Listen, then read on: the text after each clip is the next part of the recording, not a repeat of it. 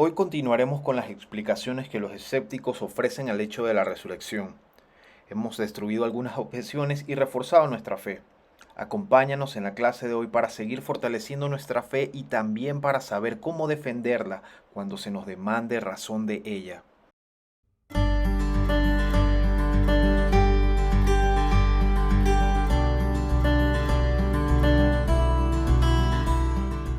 Entrando entonces, vamos a ver hoy una teoría que sí no vimos, y es, hay una teoría que dice que nadie visitó la tumba.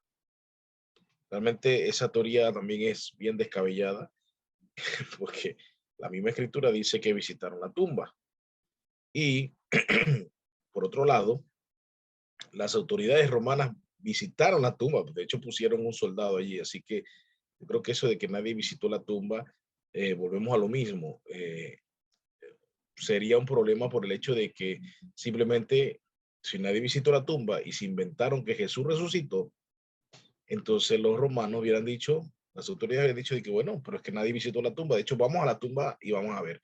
Y así van a la tumba y corroboran que Jesús estaba todavía ahí muerto y que la resurrección entonces es una farsa. Entonces, eh, los evangelios entonces afirman claramente que varias personas fueron al sepulcro. Eso lo vemos allí en Marcos 16:2 y en Juan 20:38. También el otro argumento es que los guardias registraron totalmente la tumba antes de informar a los dirigentes judíos que ya lo que había pasado, ¿no? Y eso está señalado en Mateo 28:11. Mientras ellas iban, he aquí, algunos de la guardia fueron a la ciudad e informaron a los principales sacerdotes de todo lo que había sucedido. Y de hecho, sigamos un poco más. Y después de reunirse con los ancianos y deliberar con ellos, dieron una gran cantidad de dinero a los soldados, diciendo, decid esto, sus discípulos vinieron de noche y robaron el cuerpo mientras nosotros dormíamos. Noten esto, ¿qué sentido tendría esta teoría eh, si nadie visitó la tumba? Si nadie visitó la tumba, le dieron dinero en vano a estos guardias. Eh, Imagínense, dice una gran cantidad de dinero. Note que Mateo especifica que dice, y después de reunirse con los ancianos y deliberar con ellos, dieron una gran cantidad de dinero. Eh, Así que, si es una gran cantidad de dinero, hermanos, ¿cómo es posible entonces cómo es posible que nadie visitó la tumba? Se gastó ese dinero en vano, estos eran más mogos que todos los demás personajes del resto de la historia. Sin embargo, vemos que no es así. Pero algo también interesante es que, bueno, digamos que si nadie visitó la tumba y este testimonio que estamos leyendo es de Mateo, que obviamente es un cristiano, así que con razón él va a decir eso. Bueno, no hay ningún problema. Sencillamente, el cristianismo no estuviera en pie hoy si los romanos probaban nuevamente que allí estaba la tumba con el cuerpo de Jesús. O sea, usamos la evidencia bíblica porque la evidencia extra bíblica simplemente hace silencio, guarda silencio. No sé si me entienden. O sea, si alguien les dice, no, pero tú estás usando la misma Biblia para probarme eso, que visitaron la tumba. Usted le responde, bueno, sí, sí, porque no hay evidencia externa, porque sencillamente es tan fácil como esto. Si no hubiese sido así, el cristianismo no estuviese en pie. ¿Me explico? Porque si yo no confío en el testimonio de Mateo, entonces Mateo estaría mintiendo. Entonces, cuando esto pasó, simplemente los romanos dicen, nadie visitó la tumba, vengan, vamos, acompáñenos. Ahí está el cuerpo de Jesús. Ah, cierto, entonces eso no resucitó. Listo. No sé si me explico. Porque mucha gente usa esto y cuando usted argumenta de esta forma, y más nosotros que obviamente nuestra norma y nuestra regla de fe es la Biblia y es inerrante y es infalible. Bueno, al menos nosotros en la Iglesia Bíblica de La Roca creemos que la Biblia es inerrante e infalible, o sea, no contiene error ni tampoco puede errar. Eh, Nosotros, esta es nuestra norma. Pero van a venir los detractores y van a decir, no, pero tú estás usando la Biblia y obviamente le dan poca credibilidad. en eso consiste, ¿no? Por eso son detractores. Sin embargo, usted entonces dice, bueno, ¿qué pasó? Porque no se comprobó que nadie visitó la tumba, porque no se hizo de manera sencilla. Vamos a la tumba y listo, se acabó, no hay más cristianismo. Por eso es que no hay evidencia extrabíblica, ¿se entiende? Porque no es necesario.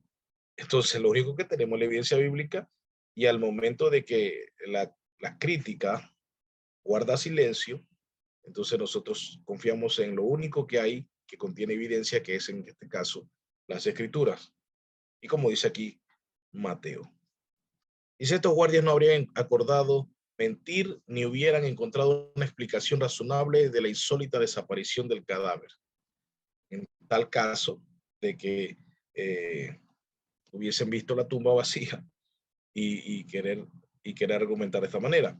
Entonces, esta teoría no puede explicar las apariciones de la resurrección, la transformación de los discípulos, ni las masivas conversiones de personas aquecidas apenas unas semanas después. Toda la gente que dijo que lo vio, toda la gente que testifica de sus apariciones, y volvemos, se derrumba solamente con decirlo y comprobarlo. El argumento más antiguo contra la resurrección es que la tumba, para que sepan, es que la tumba estaba vacía, por lo cual permite, mejor dicho, lo cual permite suponer que las mujeres se dirigieron a la tumba correcta. Noten eso. El argumento más antiguo contra la resurrección es ese. Se imagínense lo que se hablaba del principio, desde cuando esto pasa, de cuando esto se da, este evento de la resurrección pasa, lo que más se argumenta es que la tumba estaba vacía. Entonces, eso obviamente va a tener un problema a la hora de yo pensar en esta otra teoría, que es si las mujeres se equivocan de tumba. Las mujeres se equivocan de tumba, está muy relacionada con que no fueran a la tumba. No sé si me entienden. Son dos teorías, pero están relacionadas. Digamos, nadie fue a la tumba. Parte B, las mujeres se equivocan de tumba, porque la Biblia narra que las mujeres fueron a la tumba. Es más, volvemos a lo mismo. Es que todo va a venir de la misma forma. Ok, si nadie visitó la tumba, la Biblia dice que algunas mujeres fueron. Y la historia verbal que se reprodujo de boca en boca, de generación en generación, habla de que las mujeres sí fueron a la tumba. O sea, si la tumba nadie la visitó, las mujeres fueron a alguna tumba. Ese es el argumento. Entonces, imagínense, dicen que algunas las mujeres fueron a una tumba equivocada, la vieron vacía y pensaron que él se había levantado. Volvemos a lo mismo que plantea el problema que plantea la teoría anterior. Porque las autoridades no fueron a la tumba correcta para exhibir el cuerpo. Listo. Eso era todo. O sea, ¿se dan cuenta? Por eso que estas teorías, estas dos, aunque son dos teorías diferentes, son teorías hermanas y así, por lo tanto, también de incorrectas. La vieron vacía y entonces exhiben, si las mujeres la vieron vacía, las autoridades solamente exhiben el cuerpo y listo, no hay problema. Ya se demuestra de una vez que la tumba tenía el cuerpo de Jesús allí dentro y que la resurrección era una farsa. Por lo tanto, ninguna de esas teorías resuelve el problema ni de las apariciones que los testigos dan y tampoco resuelve el problema de por qué, si el cristianismo quería ser impedido desde el principio, por qué no se detiene con una prueba tan fácil como ir a la tumba y mostrar el cuerpo de Jesús. O sea, es tan fácil. Por ejemplo, y termino ya esas dos teorías. Si yo le digo a Jorge Sasso, Jorge, te han robado tu bicicleta. Y Jorge me dice, espérate, ¿cómo? Bueno, te la robaron. ¿Cómo sabes? ¿Tienes prueba? He escuchado que te la han robado. ¿Qué hace Jorge? Lo primero que va a hacer es, y digamos que no hay teléfono, yo me encuentro a Jorge por el centro y le digo esto y no hay teléfono, estamos en la época de antes, y entonces lo primero que va a hacer Jorge es ir a su casa a ver si le robaron la bicicleta. Cuando llega a su casa y va a su bicicleta, él va a salir, va a decir, me va a buscar y va a decir, mira, aquí está mi bicicleta. Entonces, ¿sí me entienden? Es tan fácil como eso. Me dices algo que no me consta, yo voy, corroboro y de ahí tengo prueba, evidencia y listo. Si las mujeres se equivocaran de tumba, simplemente las autoridades dicen, no, es que esta es la tumba. Abramos la tumba y miren, ahí está Jesús dentro. Removamos la piedra y ahí está Jesús dentro. En el caso está de que nadie visitó la tumba, volvemos al mismo problema. Los guardias van a la tumba y dicen, miren, la tumba está allí. Vamos a abrir, removamos la piedra. Mira, allí está el cuerpo de Jesús. Entonces son teorías caprichosas que se han ideado, por decirlo así, con el fin de destruir el cristianismo. Pero no han podido, no han podido. Aquí lo más triste de esto, hermanos, y quiero hacer un énfasis especial en esto. Aquí lo más triste no es, aunque esas teorías son bien tristes, porque son bien ilógicas y carecen de sentido común. Lo más triste aquí es cuando hermanos se dejan envolver, desanimar y quedan intimidados, casi renunciando de su fe, casi apostatando cuando alguien le dice estas teorías. Eso es lo más triste.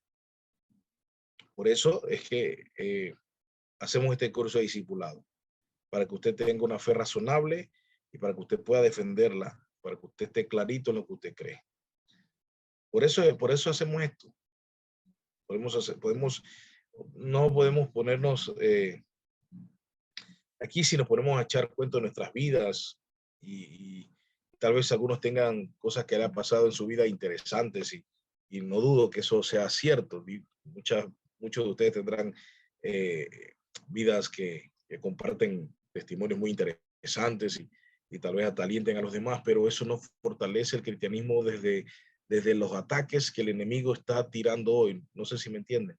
Muy bonito eso. Alguien me puede decir cosas que le han pasado en su vida, todo chévere, pero solamente cuando nosotros entendemos el evangelio con una fe razonable, nosotros podemos estar firmes ante los ataques gnósticos, agnósticos, ateos, escépticos que vienen contra nosotros.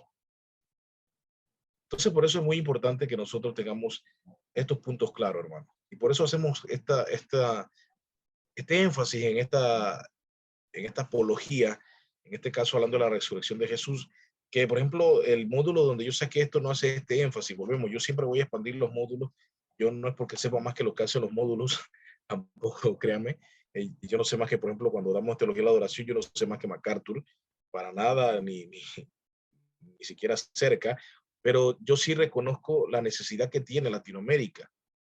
Entonces, por eso yo expando estos cursos que normalmente son un poco más cortos y más sencillos, y yo expando por la necesidad que tenemos. O sea, yo ando en la calle viendo cómo andan ateos hablando contra creyentes y muchos creyentes huyendo, casi llorando, ay, ay, ay, dudando de su fe. Por eso yo expando estos temas que no vienen así originalmente, pero yo lo hago para que usted refuerce su fe y vea que no es una fe ciega. Entonces tenemos la teoría de la alucinación.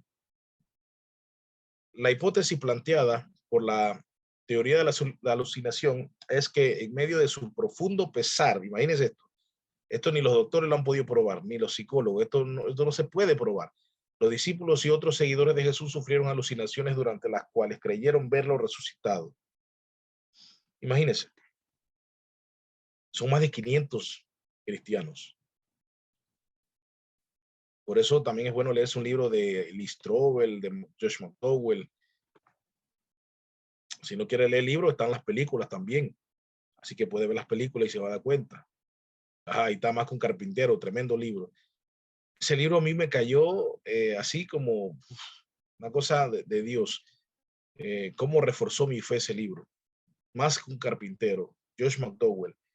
Pero también hay una película que se llama Inquebrantable, de Josh McDowell. Usted puede, ay, no quiero leer, no quiero leer. Bueno, agárrese la película, ponga en YouTube, ahí está también.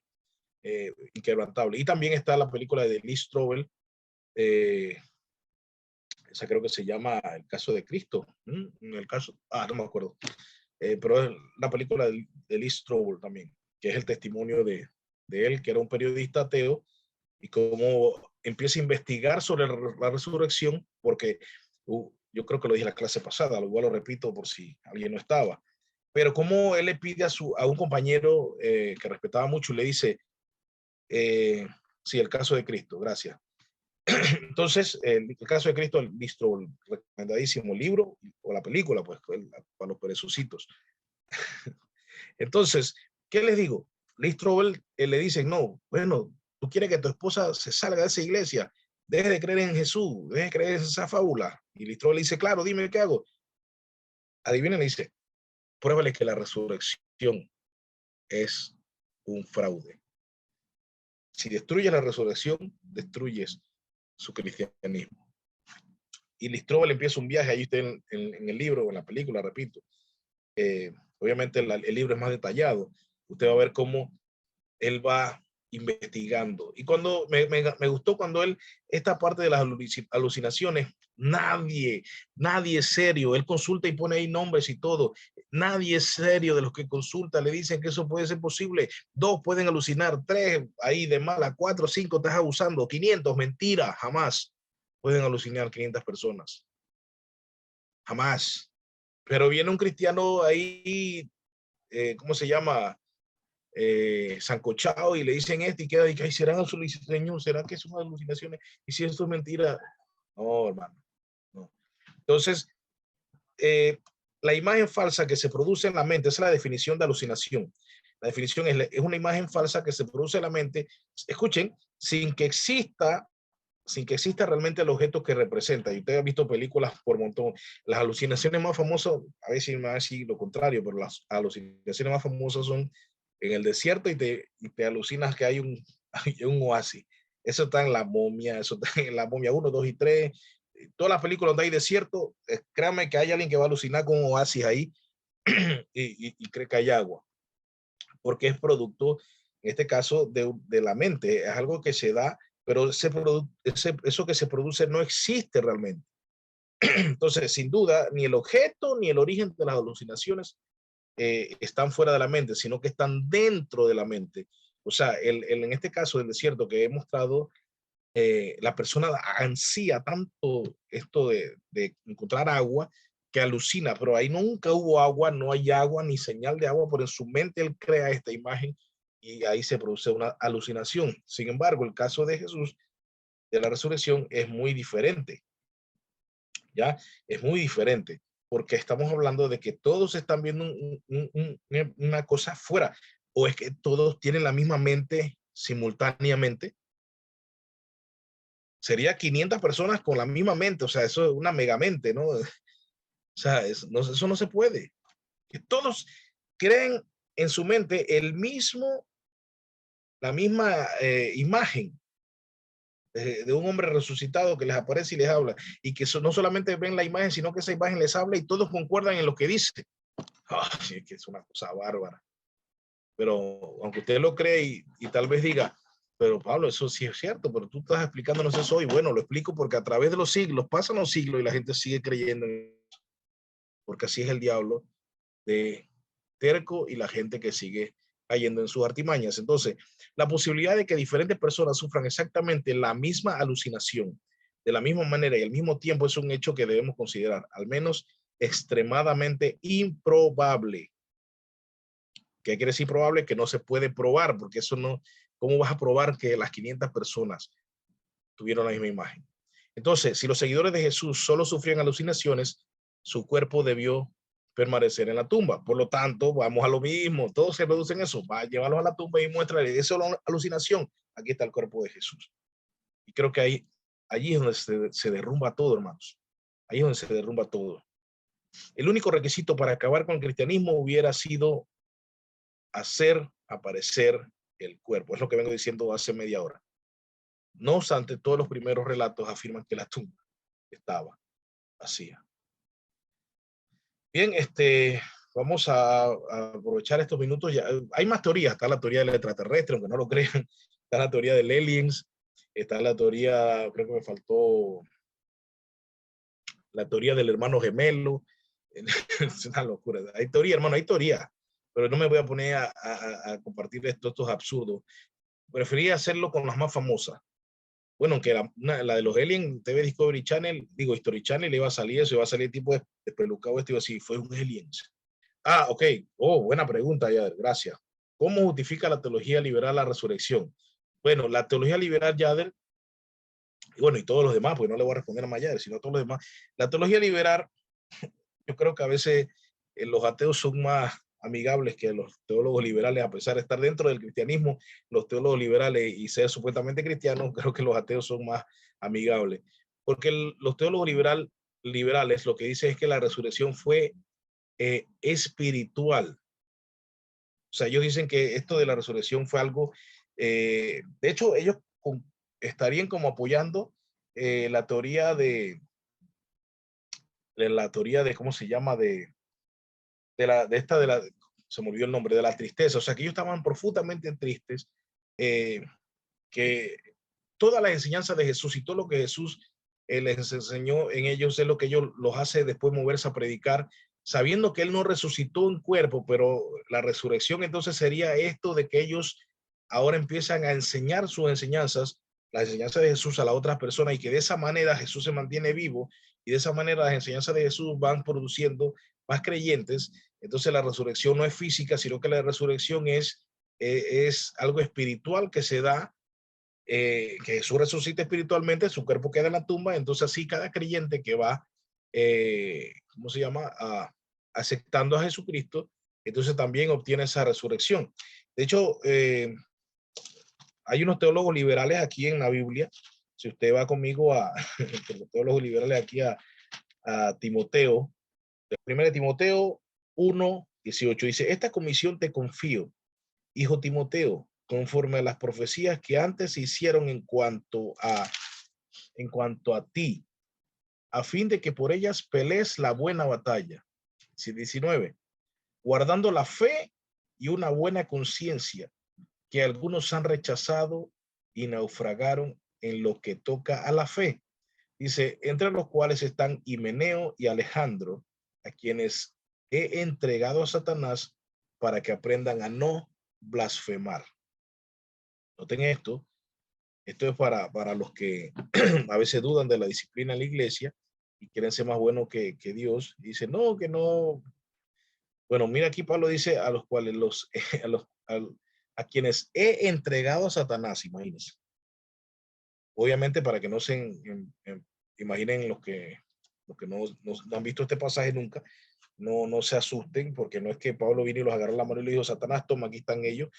Tampoco quiere decir, escuchen esto, tampoco quiere decir es que usted, un líder o un pastor, tiene la autoridad para decir, fulano tal me cae mal, se lo entrego a Satanás, en un sentido literal de que Satanás va a venir y se lo va a llevar, por decirlo así.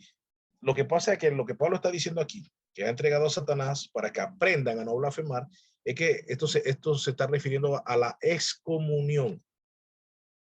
O sea, los ha excomulgado, los ha echado de la iglesia, los ha quitado de la congregación. O sea, él los ha dejado sin los beneficios de ser cristiano, de la congregación, de la hermandad, de todo lo que provee la iglesia a una persona, y lo ha tirado fuera de la iglesia. O sea, en ese sentido, acuérdense que todo el que no está en Cristo está bajo el poder y el dominio de Satanás. Por lo tanto, cuando Pablo dice, los he entregado a Satanás, es que simplemente ellos no son vistos como creyentes, les ha negado toda comunión con los cristianos y ellos simplemente están apartados afuera de la iglesia, echados fuera. Y si no están en Cristo, porque aquí vamos a Mateo 18, ¿verdad? Que si se hacen los pasos de la disciplina eclesiástica en cuanto a la confrontación y el llamado de atención, y si no se hace caso, entonces esta persona queda fuera, vista como un publicano, o sea, como un pecador. Entonces, eso vamos a verlo en detalle de Mateo, porque ahí vamos a ver que el famoso versículo de donde están 2 o 3 reunidos en mi nombre, no se refiere a un culto, sino más bien a una decisión que se toma a la hora de excomulgar a una persona que persiste en su pecado. Para que sepan, no use ese pasaje y que no, hermano, sí, y por eso es el único pasaje que me podría consolar cuando usted no va a la iglesia, hermano. Escuche, es el único pasaje que a mí me consolaría. Lastimosamente, no es el contexto de ese pasaje. Así que no me consuela, y cuando usted no va, me aflijo. ¿Me entiende? Así que si ese pasaje hablara de las reuniones de la iglesia, de los cultos, yo estaría consolado. Vemos 2 y 3, aquí está el Señor. Pero este pasaje habla es de cuando hay 2 o 3 reunidos tomando una decisión en cuanto a una persona que persiste en su pecado. Dice que allí está él decidiendo junto con ellos. Para que sepa, si quiere más explicaciones o tiene más dudas, consúlteme y yo con mucho gusto le respondo, pero como ese no es el tema de la clase, voy a pasar, pero quería hacer esa aclaración para que sepa que no me consuela cuando usted falta a los cultos y aunque haya 2 o 3, no pienso que, aquí está Dios, aunque haya 2 o 3, porque aunque yo esté solo, Dios está allí conmigo. Yo, así que eso no es consuelo para mí. Usted tiene que no dejar de congregarse, como dice la palabra y todo lo demás. Bien, pero no, eso solamente es un llamado de atención. Himeneo y Alejandro, él los ha entregado a Satanás para que no aprendan a blasfemar.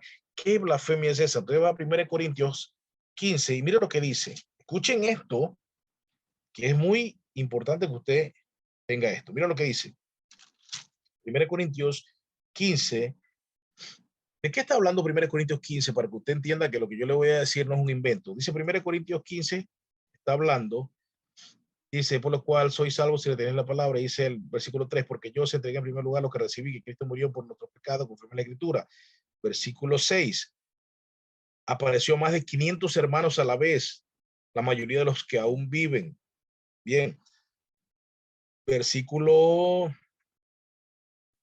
12. Note, Pablo está hablando en el capítulo 15 ahí de la resurrección. Miren lo que dice en el capítulo 12. Ahora bien, si se predica que Cristo ha resucitado de entre los muertos, escuchen, ¿cómo dicen algunos entre vosotros que no hay resurrección de muertos? Y si no hay resurrección de muertos, entonces ni siquiera Cristo ha resucitado. Escuchen, 14.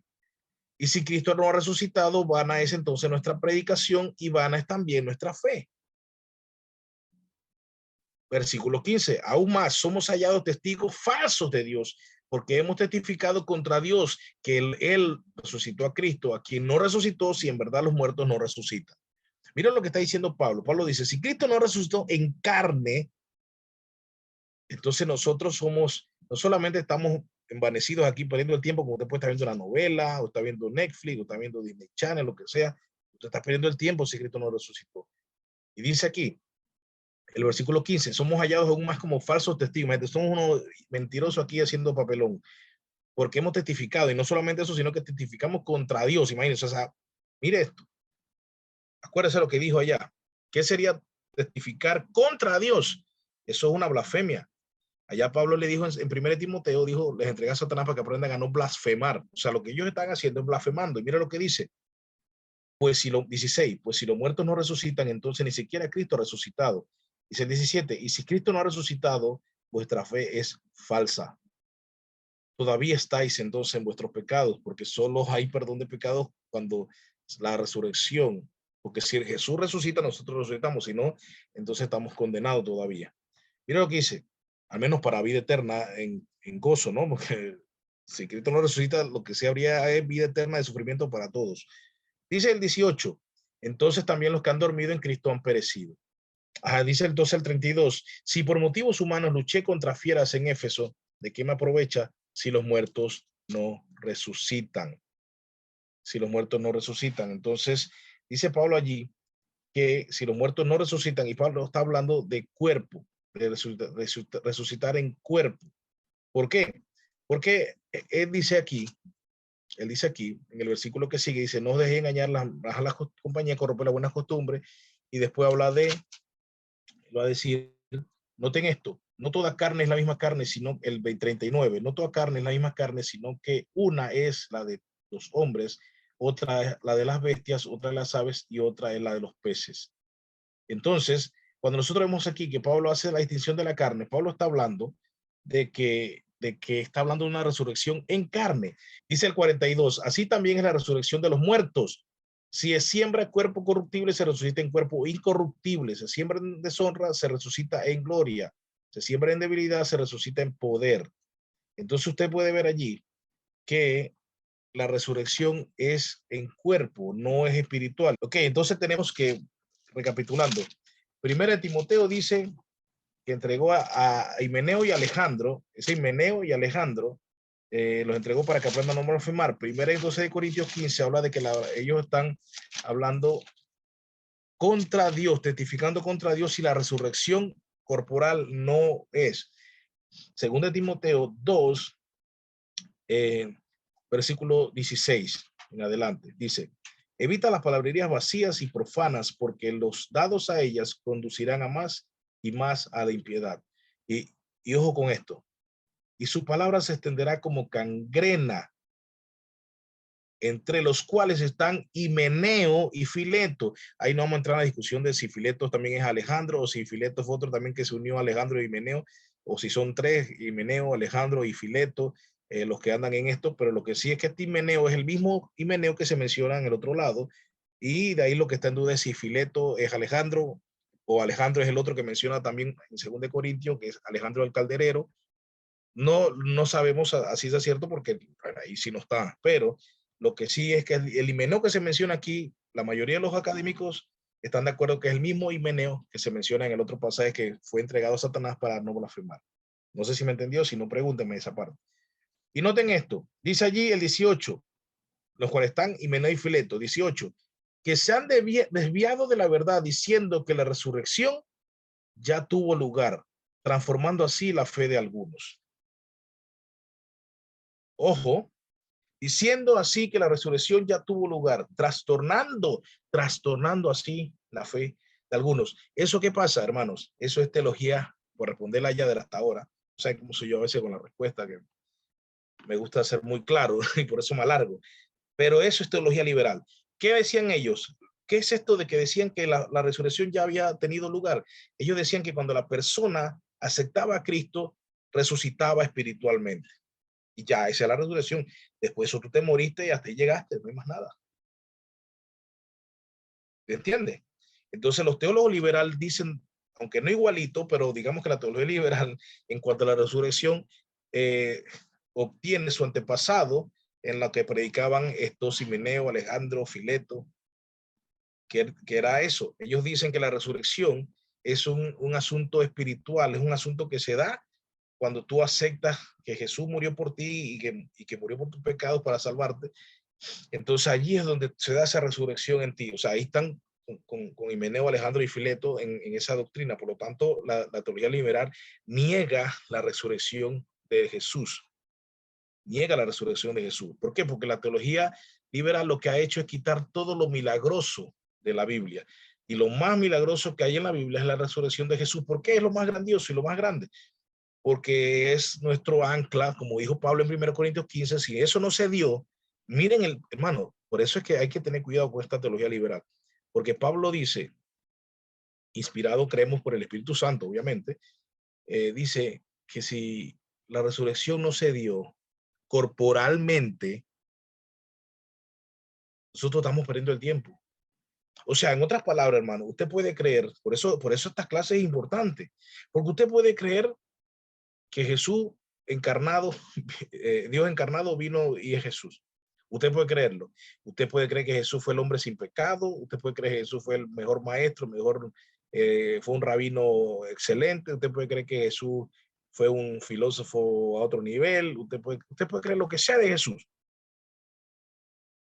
Pero y usted dice, no, yo voy a una iglesia y yo creo que Jesús, sí, Jesús es mi salvador, pero Jesús murió y no resucitó, pero Él es mi salvador. O sea, por esa muerte, si yo me quedo de que, bueno, en esa muerte es que yo tengo salvación y por eso es que tenemos que decir, yo tengo salvación gracias a la vida. Escuchen, realmente deberíamos decir así. Debemos dar gracias a Dios por el evangelio, que es por Dios encarnado, por la muerte de Jesús, perdón, por la vida de Jesús sin pecado, obediencia perfecta, por la muerte de Jesús y la resurrección de Jesús. Si yo me llego hasta los tres niveles y no llego a la resurrección de Jesús, hermano, usted no es cristiano. Porque Pablo ha dicho, Pablo aquí no está discutiendo si nació de una virgen, Pablo no está discutiendo si pecó o no pecó, Pablo aquí está diciendo, si yo no creo que Jesús resucitó de entre los muertos en cuerpo, entonces nuestra fe, mira lo que dice Pablo, es vana, es vacía. La palabra es kenos, vacía, no tiene nada, no tiene nada. O sea, estamos viviendo una farsa, estamos aquí reuniéndonos de una manera perversa y engañosa. Eso es lo que dice Pablo. Y eso es lo que piensa la teología liberal. Entonces hay muchos cristianos, hermano, créanme, hay muchos cristianos que están en la teología liberal hoy. Y muchos están, ahora con esto de las redes y todo en YouTube, hay muchos teólogos liberales camuflados ahí que no lo dicen y están enseñando y mucha gente aprendiendo su enseñanza. Si se meten con la resurrección, tenga cuidado. Si usted cree que la resurrección no se dio, en vano estamos aquí y vana es nuestra fe.